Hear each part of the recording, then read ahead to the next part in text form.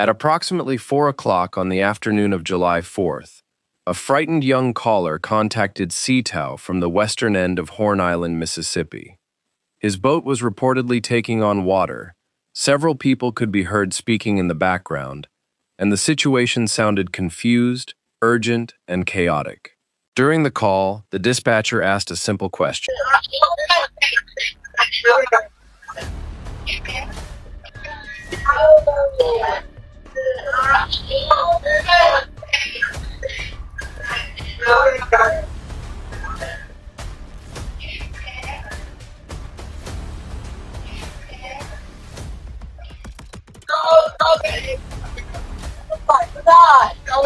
SeaTow Assistance, Vicky speaking. How can I help you?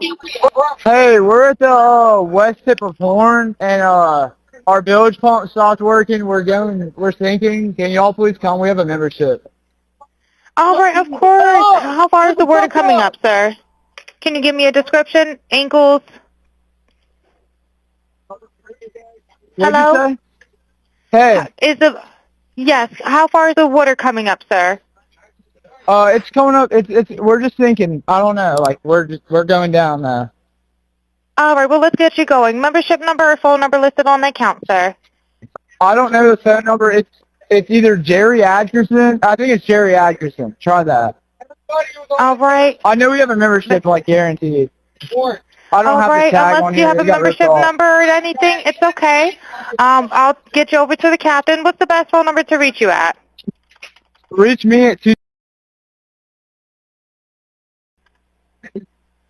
All right. And is everybody on board in good health otherwise? Yeah, everybody's on board.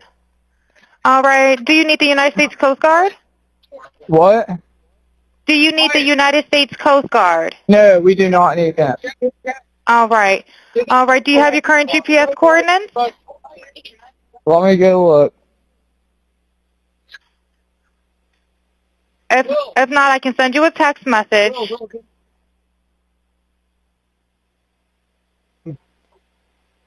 North. All right, are you ready? Yes, sir. I'm available.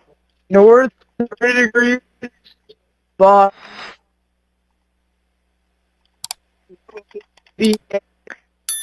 4672. All right, 4672. All right, and you were breaking up a little bit. Can you just repeat it one more time to make sure I have it correct?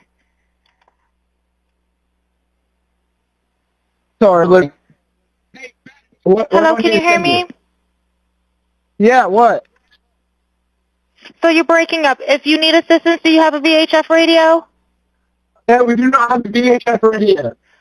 All right. Well, let's try to get you going because you don't have good cell phone reception. Can you verify your coordinates one more time? Okay, my coordinates are 30 degrees by 14.684 north, and then west by 88 degrees by 46.79. Right. It looks like you're on Horn Island, correct? Are you yes, on Horn Island?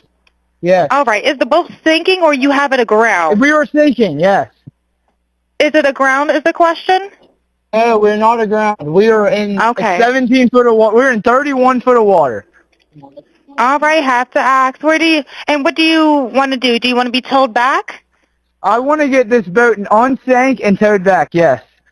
All right. Where would you like it towed to, sir? You can tow it to Ocean Springs Harbor, or Fort Bayou Launch. All right. How many adults and children on board? No, there's no children. So, is there anybody on board? How many adults, sir? That was the question.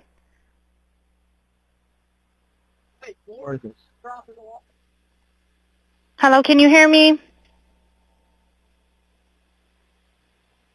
Gotta jump in and pull the plug, Bart, while you're going. Hello, sir. Hello. Yep, I just need you to answer these questions so I can get you over to the captain. Okay. How many adults on board? There are 0 adults on board. There's nobody on board the boat? No. Nobody here is over the age of 21. Sir, that was not the question. Is there a person, a living individual on the boat?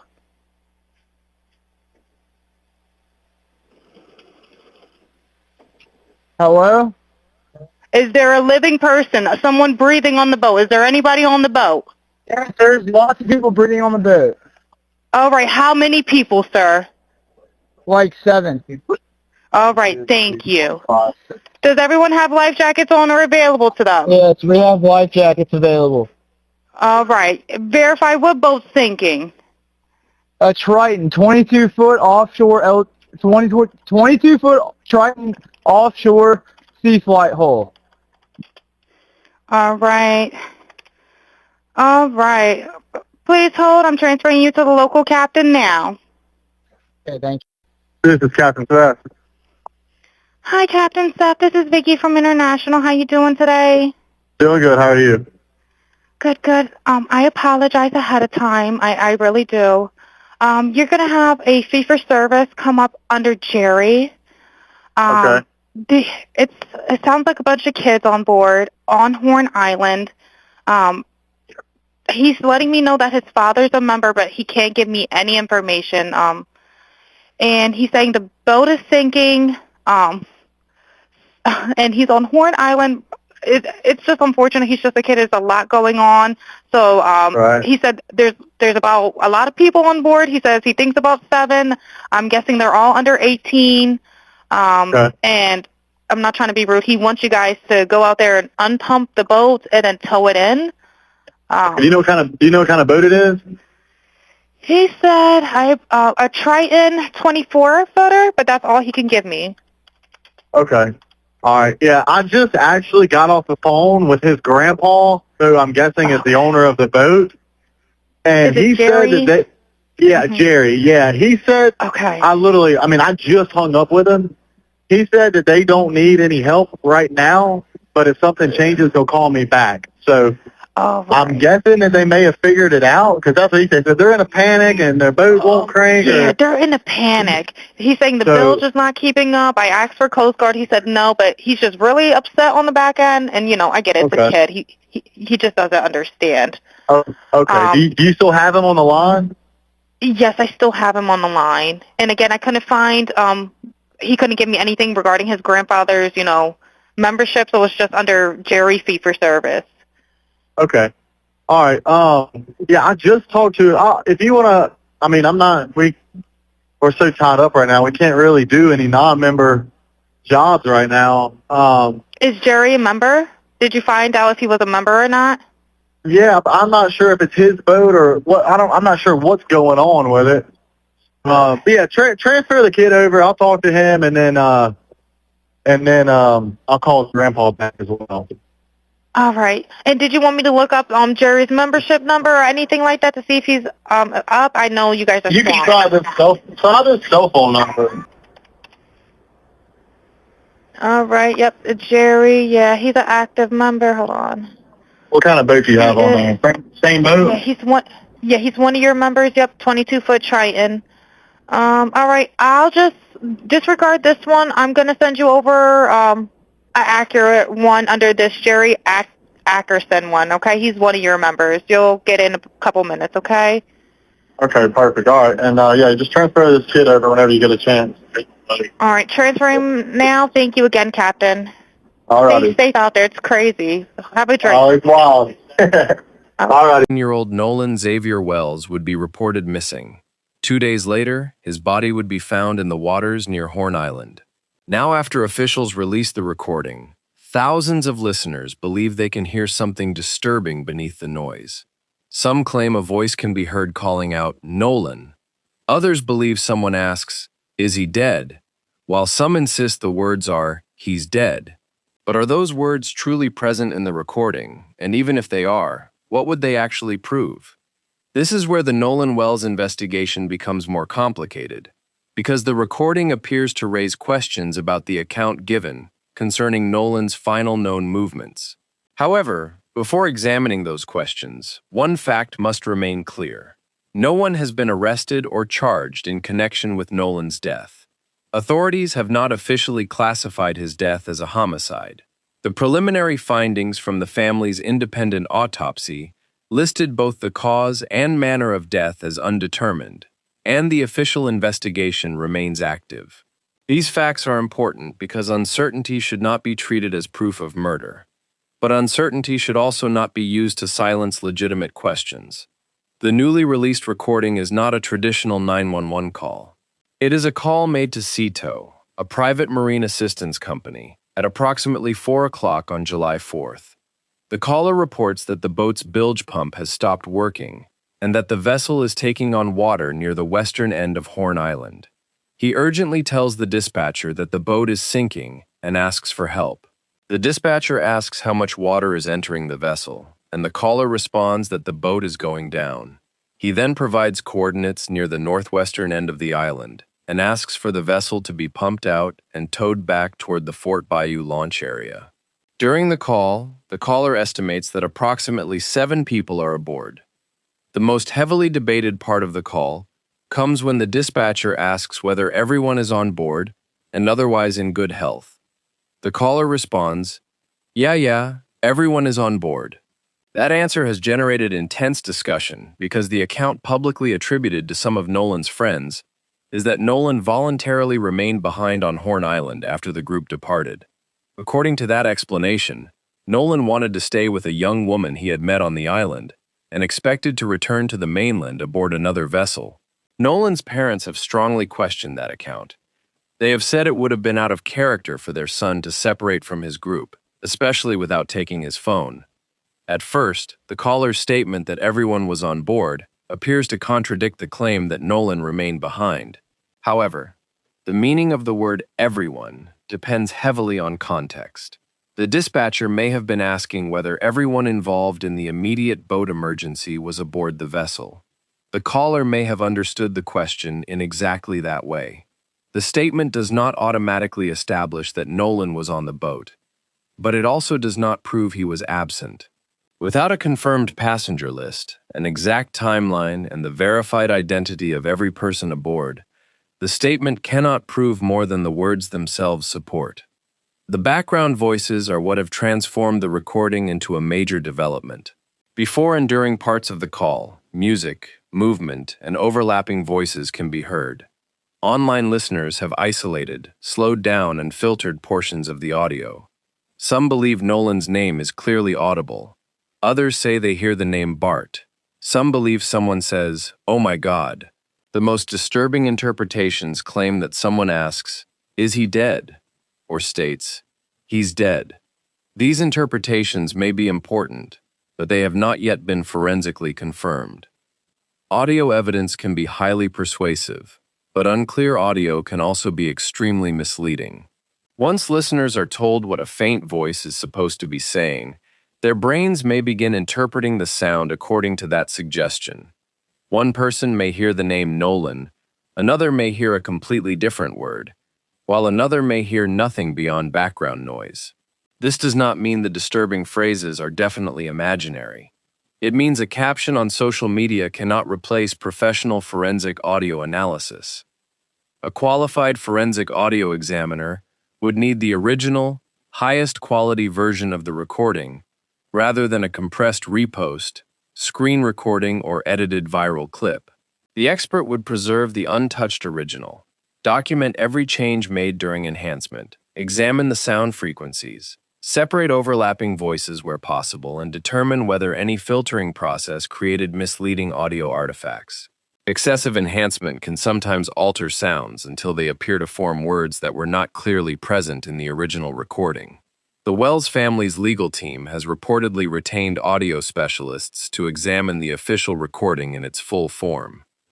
Until that analysis is completed and explained, the responsible conclusion is that some listeners believe the audio contains Nolan's name and phrases suggesting distress or death, but those interpretations have not been officially confirmed.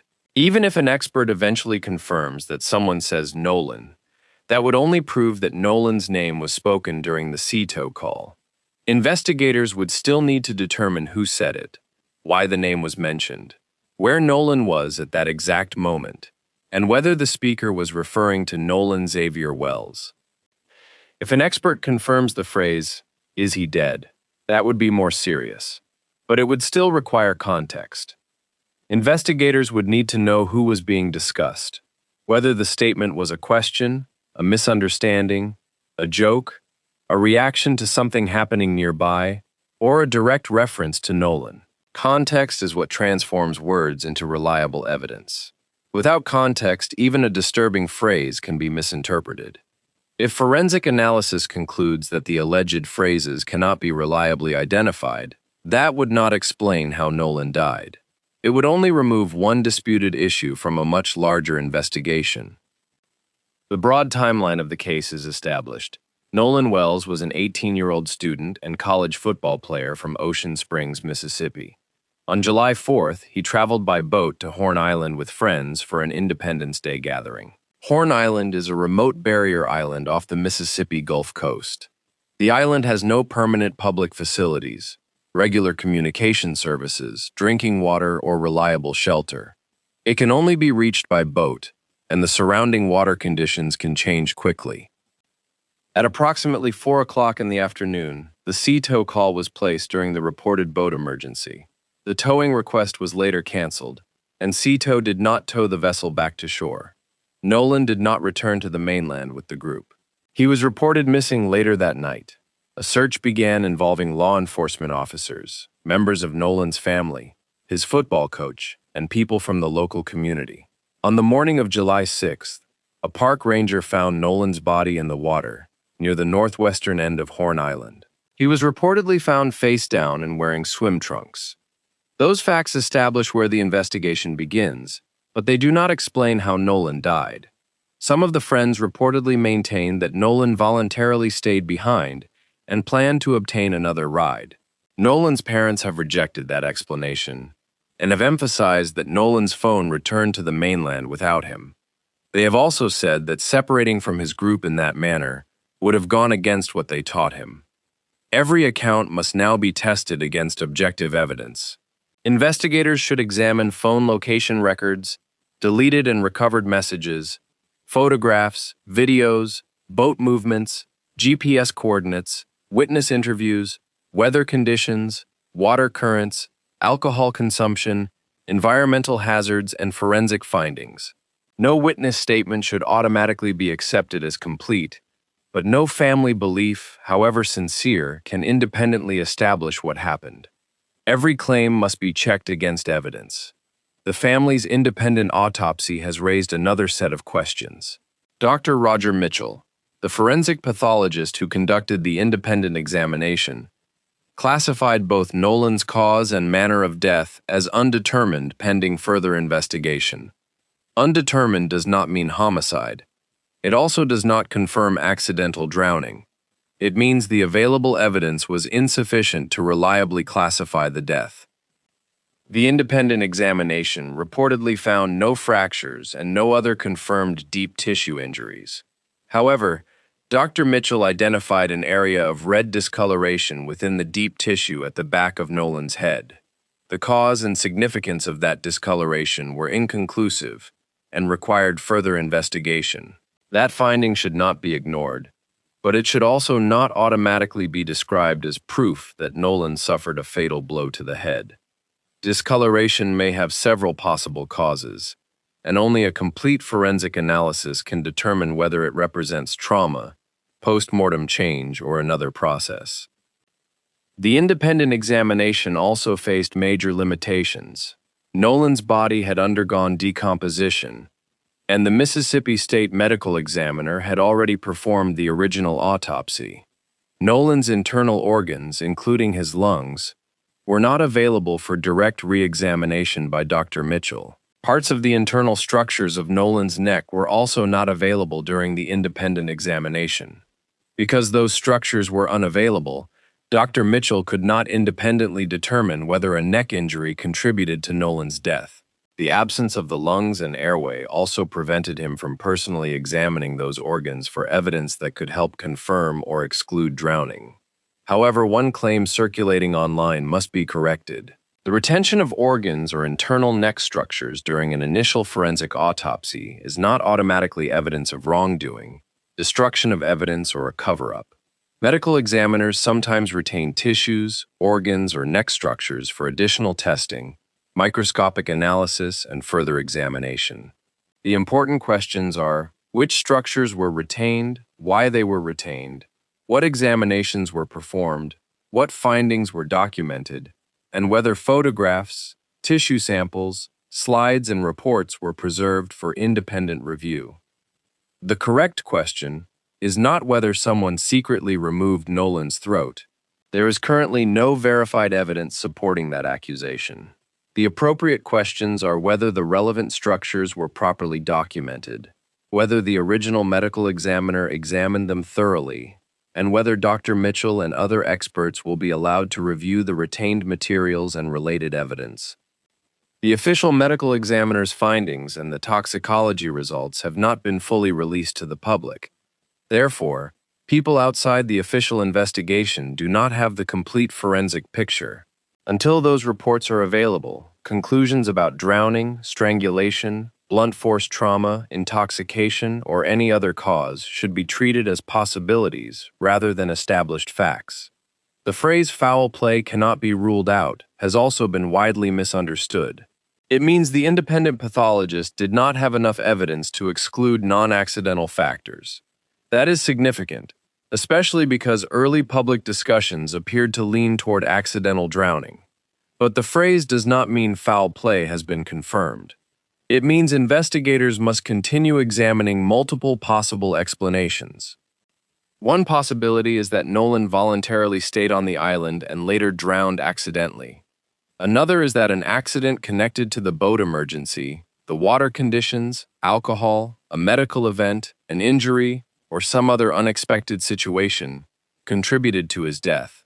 A third possibility is that an altercation or encounter caused or contributed to his death. A fourth possibility is that something entirely different occurred and has not yet been made public. As of now, no publicly identified person has been charged with causing Nolan's death. Online accusations have already reportedly led to threats against people associated with the case. That does not help the search for truth. Threats can frighten witnesses, contaminate memories, create false statements, and punish people before the evidence has been tested. Demanding answers is not the same as declaring someone guilty. Justice requires urgency, but it also requires fairness and discipline. The SeaTow recording matters for several reasons. First, it establishes a documented moment in the timeline. At approximately 4 o'clock in the afternoon, the vessel was near the western or northwestern end of Horn Island, taking on water, with approximately 7 people reported aboard. Second, the recording captures the emotional atmosphere surrounding the emergency. The scene sounded chaotic, and the caller appeared focused on preventing the boat from sinking.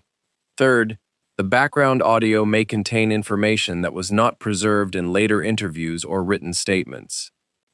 Investigators should compare the original recording with vessel GPS data, phone location records, videos, photographs, message timestamps, and witness accounts. If a voice can be identified, the words spoken by that person should be compared with their documented location and later statements. If approximately 7 people were aboard, investigators must determine the identity of all 7 individuals. If Nolan was one of the 7 people aboard during the call, that could seriously challenge the claim that he had already chosen to remain on Horn Island. If Nolan was not among the 7, the recording may support the account that he separated from the group before the emergency occurred. If the separation happened while the call was taking place, the background audio could become extremely important. The identity of the last confirmed person to see Nolan alive is also crucial. Investigators must determine when Nolan was last physically seen, who saw him, where he was located, and whether that account is supported by digital evidence. The fact that Nolan's phone returned to the mainland without him requires explanation. Investigators must determine who had possession of the phone, when it left the island, whether it was intentionally left behind, and whether the device contains messages, photographs, or location information capable of clarifying Nolan's movements. The completed investigation is expected to be presented to a grand jury. A grand jury does not decide whether someone is guilty. Its role is to determine whether sufficient probable cause exists to bring criminal charges. Presenting the case to a grand jury also does not automatically mean authorities have concluded that a crime occurred. Grand jury review may be part of the procedure used for suspicious, unexplained, or unnatural deaths. To properly assess the case, the grand jury may need access to the complete official autopsy report, toxicology results, the independent autopsy, retained tissue samples, medical photographs, forensic audio analysis, mobile phone extractions, vessel information, location data, and credible witness testimony. The question will not be whether an online theory sounds convincing. The question will be whether reliable and corroborated evidence establishes what happened and whether any person may be criminally responsible. So, what is currently confirmed? Nolan Wells traveled to Horn Island on July 4th and did not return with his group. A SeaTow call was placed at approximately 4 o'clock reporting a boat taking on water and a failed bilge pump. The caller estimated that approximately 7 people were aboard. When asked whether everyone was on board and otherwise healthy, the caller answered yes. Nolan was reported missing later that night. His body was found near Horn Island on July 6th. The preliminary independent autopsy classified his cause and manner of death as undetermined. The independent examination was limited by decomposition, the earlier autopsy, and the unavailability of certain organs and neck structures. The independent pathologist could not exclude non-accidental factors. The official investigation remains active, and the case is expected to be reviewed by a grand jury. What remains unconfirmed is equally important. It has not been officially established that the background audio contains the words, "He's dead," "Is he dead?" or a clear call of Nolan's name. It has not been established that any such phrase, if present, refers to Nolan Wells. The recording does not currently prove Nolan was aboard the boat when the call was placed. It does not prove that Nolan was murdered. It does not prove that any publicly discussed individual is responsible for his death. These distinctions may not produce the fastest viral conclusion, but they are the only responsible foundation for covering the unexplained death of a real young man. Nolan Xavier Wells was not merely a theory, a trending hashtag, or a faint voice inside a recording. He was an 18-year-old son, friend, student, and athlete whose family watched him leave for an Independence Day outing and never saw him return alive. The recording raises legitimate questions. Why did the caller say everyone was aboard? Who exactly were the 7 people? Can forensic experts identify the background voices? Where was Nolan at approximately 4 o'clock? Who was the last confirmed person to see him alive? Why did his phone return to the mainland without him?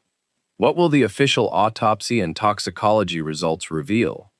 Can the retained neck structures, medical photographs, and tissue samples answer the questions the independent examination could not? Until those questions are answered, uncertainty must not be weaponized in either direction. It must not be used to dismiss the concerns of Nolan's family, and it must not be used to accuse uncharged people of murder. Every claim should be tested by the same standard.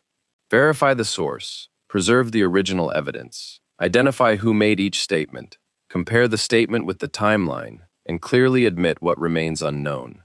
Somewhere inside the SeaTow call, the phone records, the forensic evidence, and the memories of the people who were present is a sequence of events.